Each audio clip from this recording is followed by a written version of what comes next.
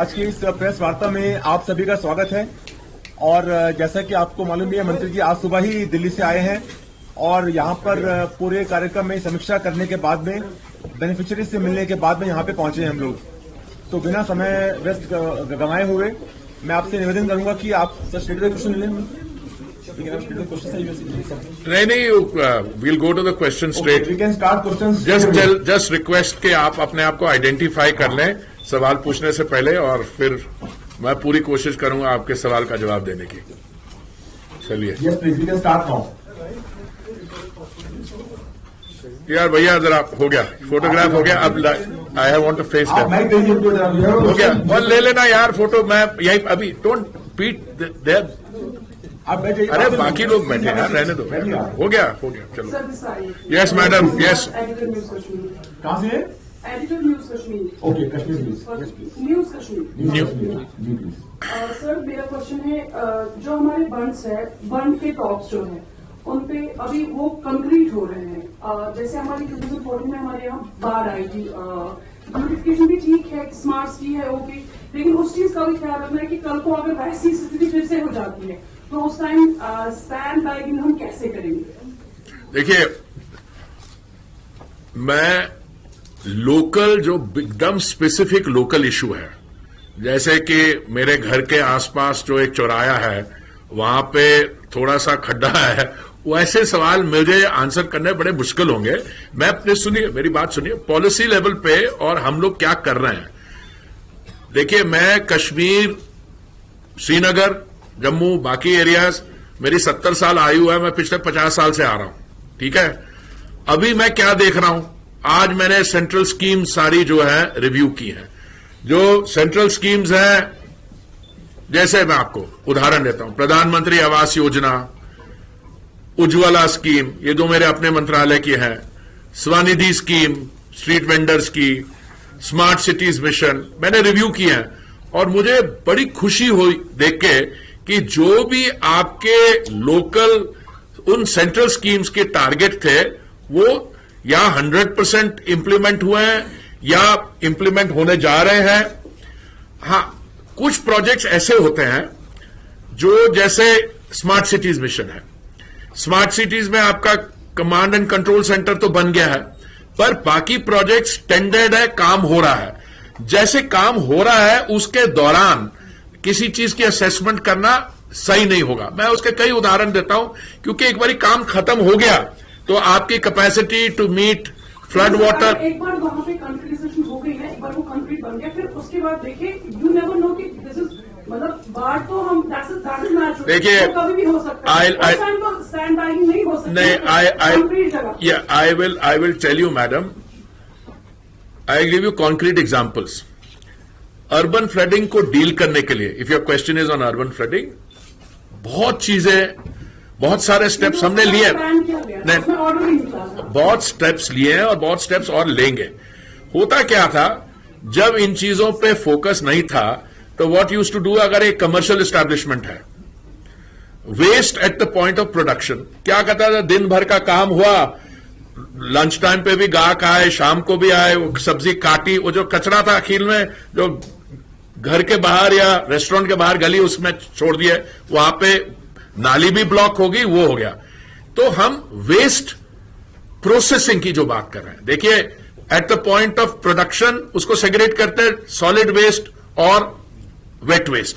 Wet waste का तो compost बन जाता है, वो आप लोकली भी यूज करते हैं और जगह भी करते हैं। There is solid waste has to be converted to energy.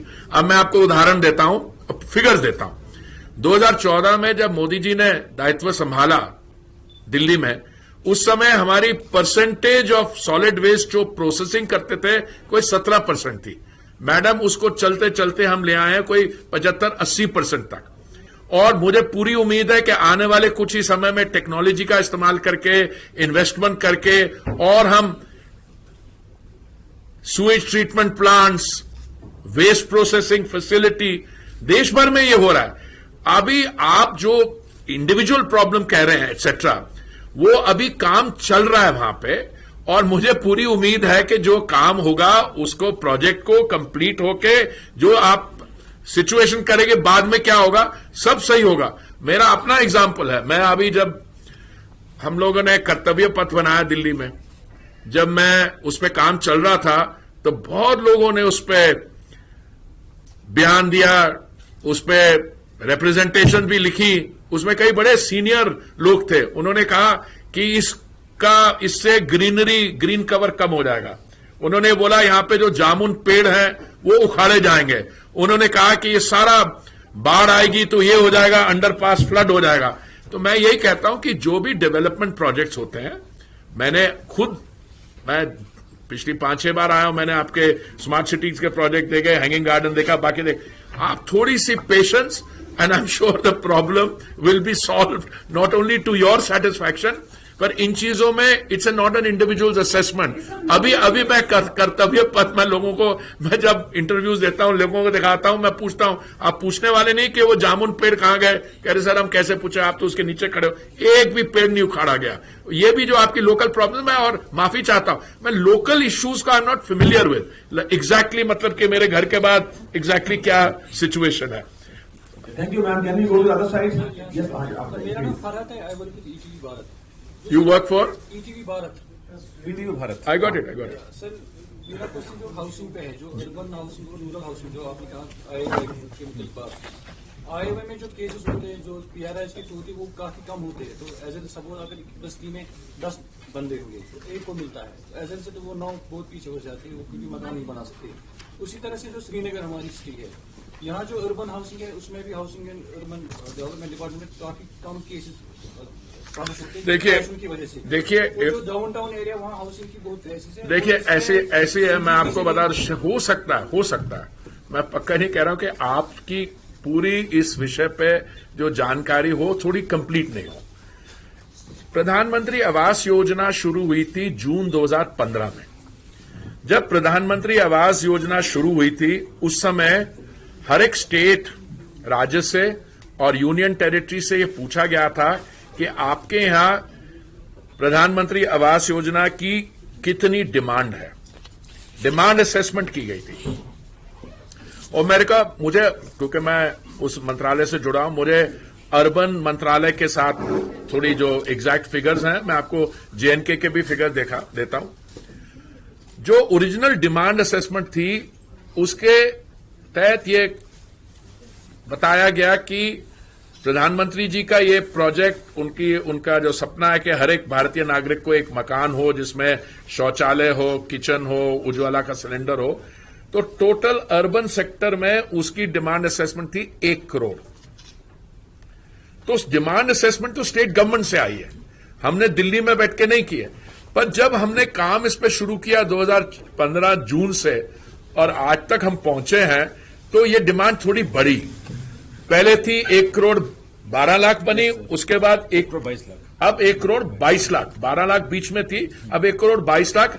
अभी भी थोड़ा डाउनवर्ड रिविजन होगा, कई लोगों ने किया कि हमें डिमांड चाहिए, फिर वो फुलफिल नहीं कर पाए, जो भी है। जहां तक JNK के फिगर्स हैं, मैं आपको बताता हूं, प्रधानमंत्री आवास योजना अर्बन जो है, 49,086 houses sanction for construction under the mission, जिसमें क्रेडिट लिंक सब्सिडी स्कीम में है 3,377, अफोर्डेबल हाउसिंग एंड पार्टनरशिप के हैं 1,008, और बेनिफिशियरी लेड कंस्ट्रक्शन के हैं 44,701। अब उसके मेरे बाकी फिगर्स है, कितने हाउसेज ग्राउंड हुए हैं। ये 49,086 सैंक्शन होते हैं, 50,113 हाउसेज ग्राउंडेड, जिसमें 18,674 हाउसेज कंप्लीटेड एंड डिलीवर्ड। वो सारा बता देता हूं। अगर आप अर्बन और 5 साल का है, 5 साल टोटल है, और ये फिगर्स पब्लिक में है। मैं जो आपको फिगर्स दे रहा हूं और हमारे स्टेट गवर्नमेंट वाले देंगे, वो figures they will be the same. They may be some counting issue, but they are same. But overall बता दो, अगर अर्बन और रूरल को आप नेशन वाइड मिला लें, तो मेरा 1 करोड़ 22 लाख जो है वो 3 करोड़ बन जाता है। अब ये 1 करोड़ 22 लाख जो है, इसमें से हमने nation wide, pan India wise, मुझे लगता है कोई 70-75 लाख ऑलरेडी डिलीवर कर दिए हैं, और बाकी जो है they are at an advance stage of implementation. वो थोड़ी देरी क्यों हुई, मैं वो ये नहीं बता रहा क्योंकि महामारी थी और ये था, नहीं। स्टेट गवर्नमेंट्स अपनी डिमांड भेजते हैं, वो स्टेट के चीफ सेक्रेटरी के थ्रू आती है, फिर हमारे सेंटर में, हमारे मंत्रालय में एक कमेटी है जिसका नाम है committee for the monitoring and sanctioning of projects, CMSP। वो देखती है कि ये जो डिमांड आ रहा है, does this meet the criteria for the Pradhan Mantri Awas Yojana, and the scheme is operating very well. जहां तक JNK के हैं, मेरे पास आपको सारी स्कीम्स के मैं फिगर दे दूंगा आपको। दीनदयाल योजना, अंत्योदय योजना, NULM जो है, जो स्वनिधि स्कीम है, उसके मैं दे दूंगा। और आपके आने से पहले मैं लाभार्थियों से, हमने कोई सब स्कीम्स के लाभार्थी थे, कईयों को जिन्होंने उज्ज्वला का था, कोई प्रधानमंत्री आवास योजना के थे। एक भाई साहब बोले जो जिनका सैंक्शन हुआ अभी हुआ नहीं, तो फिर मुझे बताया गया कि कुछ शायद 72 केसेस ऐसे हैं जो अभी फुलफिल करने हैं। इसलिए ये स्कीम्स अच्छी तरह चल रही हैं और हर एक मकान जो है ना प्रधानमंत्री आवास योजना में नहीं होता। अफोर्डेबल हाउसिंग स्कीम बाकी लोग भी चलाते हुए, कमर्शियल लोग भी चलाते हैं, पर प्रधानमंत्री आवास योजना के 4 वर्टिकल्स हैं। अफोर्डेबल हाउसिंग इन पार्टनरशिप, जैसे राज्य सरकार उसमें थोड़ा सा मदद ज्यादा करती है, वो लैंड देती है और कुछ अमाउंट देती है, और सेंट्रल गवर्नमेंट भी देती है। जैसे हाइपोथेटिकली अगर राज्य सरकार जमीन दे रही है तो सेंट्रल गवर्नमेंट और स्टेट गवर्नमेंट दोनों 1.5 लाख रुपए दे रहे हैं। इट्स अ पॉसिबल, कुछ स्टेट गवर्नमेंट ज्यादा भी दे रही है। बेनिफिशियरी लेड कंस्ट्रक्शन, आज एक भाई साहब जो जिनको उसका लाभ मिला, वो कहते 1,68,000 रुपए शायद वो बता रहे थे उनको दिया गया। तो ये schemes are operating well, and मैं तो जो भी इंटरैक्शन होता है, जो अभी लाभार्थियों से भी बात करें, मैंने कहा पूछा कि आपको कुछ चाहिए, कुछ लोगों ने एडिशनल चीजें आगे रखी, but not on the implementation of the schemes. Jahangir from PTI. Sir, petrol and fuel prices and gas prices are kind of going upwards. That is stable है, but कुछ उम्मीद है नीचे आएंगी? देखिए, petrol and diesel prices were deregulated. Petrol prices in 2010 और diesel prices in 2014। Petrol price और diesel price कैसे डिटरमिन होती है? हमारा क्रूड ऑयल इंपोर्ट्स के लिए we are 85% dependent on imports. तो आप इंटरनेशनल प्राइस देखिए, उसके साथ you add the cost of insurance and freight, and you add to that the refining margin and dealer's commission. So you'll get the price. But in between, factor in the taxes which the state government charge, VAT which is a percentage of the figure, and the excise which the central government charges. अब मुझे थोड़ी सी आपकी question के साथ हैरानगी है कि कब कम होंगी। आप आए, जहां मैं जाता हूं मैं प्रशंसा सुनता हूं कि दुनिया भर में पेट्रोल और डीजल प्राइसेस यहां पे हैं और हमारे यहां स्टेबल है।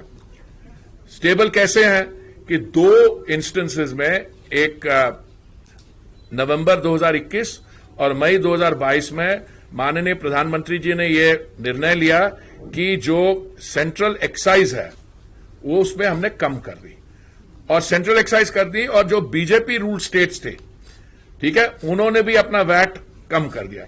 कुछ ऐसे स्टेट्स थे जो, अब मैं पॉलिटिकल इश्यू पे नहीं जा रहा, जो नॉन बीजेपी रूल स्टेट थे, उन्होंने अपना नहीं किया। एक स्टेट थी महाराष्ट्र, उस समय it was non BJP government, उन्होंने इंपोर्टेड लिकर पे, दारू पे कम कर दिया टैक्स 300, 350% से 150%, पर इस पे नहीं किया।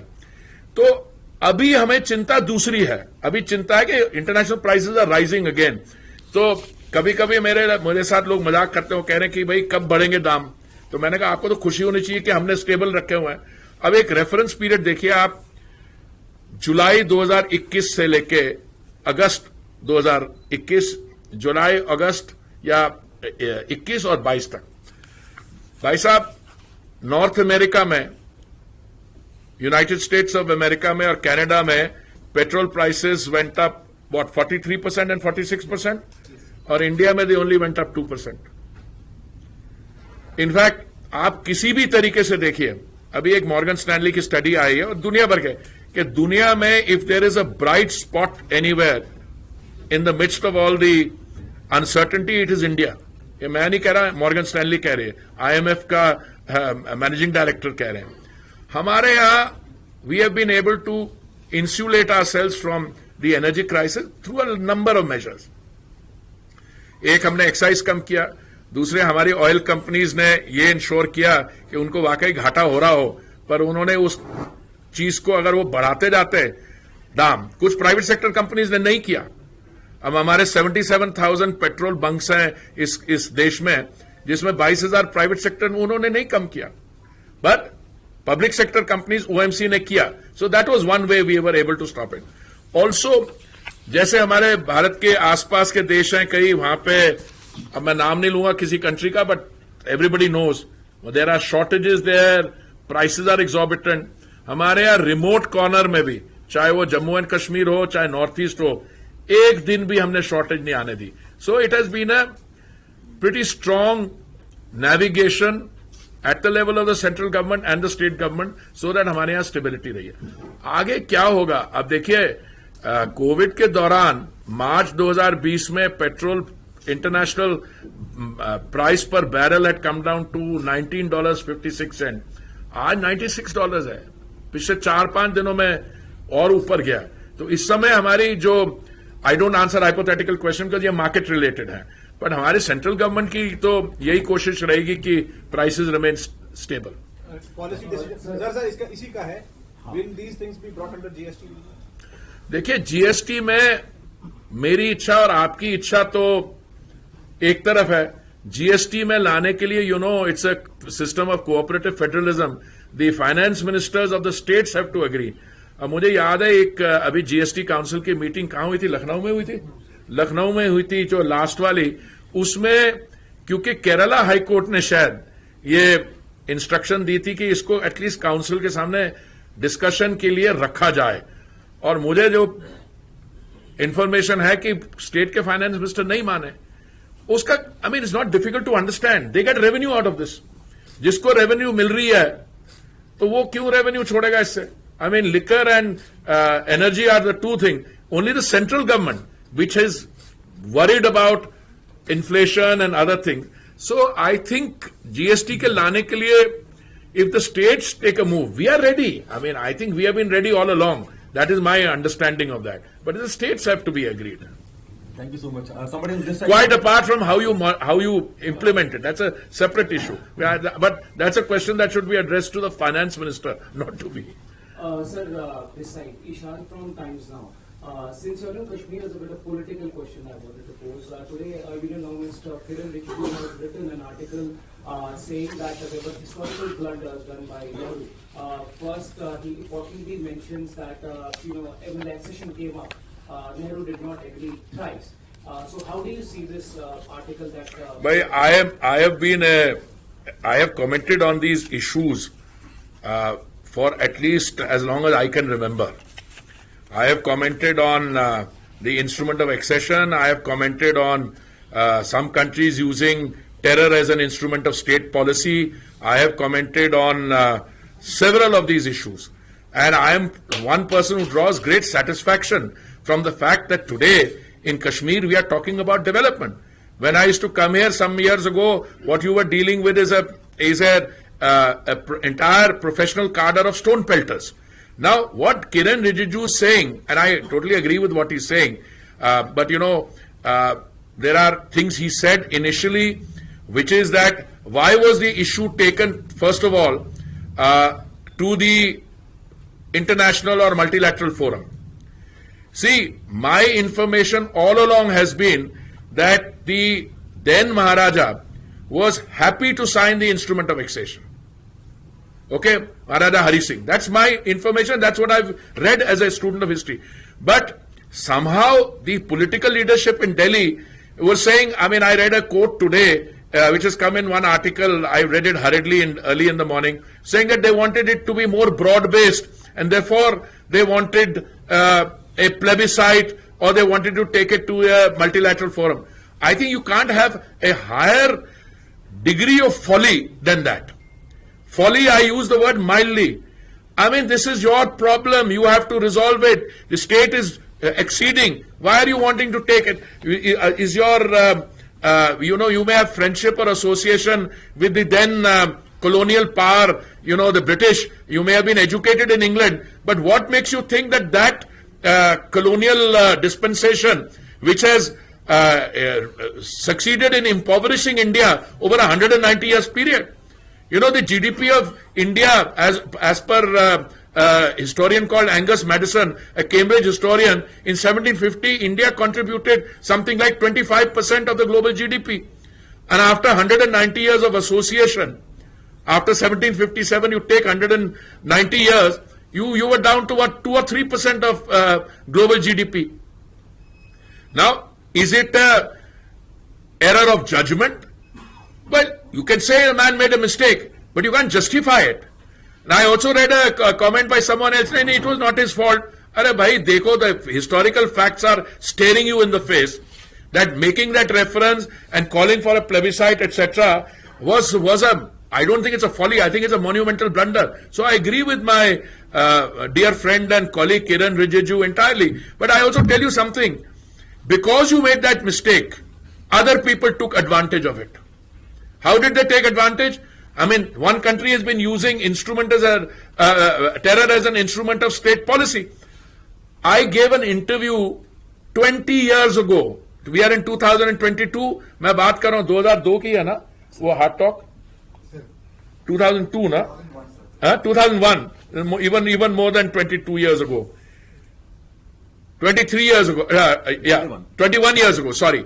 Now this was an interview on BBC Hard Talk. You can still see it. And in 2001, I had said, this is a problem created from across the border. But they could create that problem because we or somebody on our side had allowed them to do it. That is the real story. In all this discussion on terrorism, people are not able to understand that the terrorist takes away the most important right of all, that is the right to life. Because democracy is based on resolution of differences. But if somebody is using a gun in order to enforce his point of view, he's taken up human rights ki baat karte hain. But the most fundamental right is the right to life. And the terror instrument takes that away. The terrorist takes it away. So, it is absolutely important to understand that, and it is crucial for us to know what we are dealing with. Therefore, when I come to Kashmir now, when I was Civil Aviation Minister, आपके यहाँ कितनी footfall था श्रीनगर में 32,000 से लेकर 40,000 एक दिन में. मई इस साल कितना हुआ 1,20,000 हो गया. Okay, what is the major demand now? We had a summit meeting of what is it, CREDAI? Or one of our Naretco in Jammu. We are going to do one here. Because of the special features of 370, I mean, here it was meant to help the state. It became a millstone around it. Nobody could make an investment here. See the difference now. Now people are investing in economic development in the state of J&K because of the government's far-sighted decision to remove that millstone around the state's neck. So I think when I came here, I thinking मुझे किसी ने बताया कि नहीं है आपको local issues पूछेंगे कितने नए नेशनल हाईवे प्रोजेक्ट्स सैंक्शन हुए हैं 370 के बाद 11,721 crore 168 MOUs have been signed amounting to 13,600 crore in 2 years after abrogation of Article 360 and 35A. 7 new medical colleges sanctioned. Medical seats increased from 500 to 955. World's highest railway bridge over Chenab River completed in April 21. Vande Bharat Express from Jammu to Delhi is in operation. Tourist footfall increased dramatically, मैंने बताया आपको. Under the Ministry of PNG, हम 12 lakh Ujjwala connection दे चुके हैं. 50,000 घर sanction हुआ है प्रधानमंत्री आवास योजना. 60% decline in terror activities. देखिए ये terror from outside and the stability and situation inside, there is a coefficient, there is an umbilical relationship. आप destabilize करते हैं, कौन करते हैं, किसके कहने पे करते हैं, उसके साथ state suffers. And then you say, भाई बड़ी हमारे यहाँ problem है, इसलिए ये हो रहा है. So I think Kiran I am sorry, I have given you a very comprehensive answer. Kiran ने जो बोला बिल्कुल सही बोला है, और मैं मानता हूं कि इस चीज पे जब लोगों को जानकारी मिलेगी, और वही लोग, देखिए भारतीय जनता पार्टी इस समय, अब मैं पॉलिटिकल बात कर रहा हूं, we are not only the world's India's largest party, we are also the world's largest political party. हमारे यहां आपने परिवारवाद की कभी बात सुनी है? कोई होगा हमें बड़े मशीन में वन मैन सेज के मेरे बेटी को टिकट दे दो या वो कर दो, बट वी आर, भाई it was 2002 heart talk, January February, doesn't matter 2001 या 2020 साल पहले। मैं ये कह रहा हूं कि we are a professional democracy pursuing clinically through development, this is what we are doing. बाकी लोगों के आप मुद्दे देखिए, कल कोई बयान दे दिया युवा नेता ने कि वो रेलवे प्राइवेटाइज हो रही है, पता नहीं कहां से, एक तो एडवाइजर भी पता नहीं कहां से ढूंढ के लाते हैं। तो आप देखिए, इसके जो आपने सवाल पूछा, 1947 में गलती हुई, उससे पहले गलती हुई, अपीजमेंट की पॉलिसी चली। I don't, since you asked me a question, I'm very happy to respond to it in with full facts and figures. Thank you so much, sir.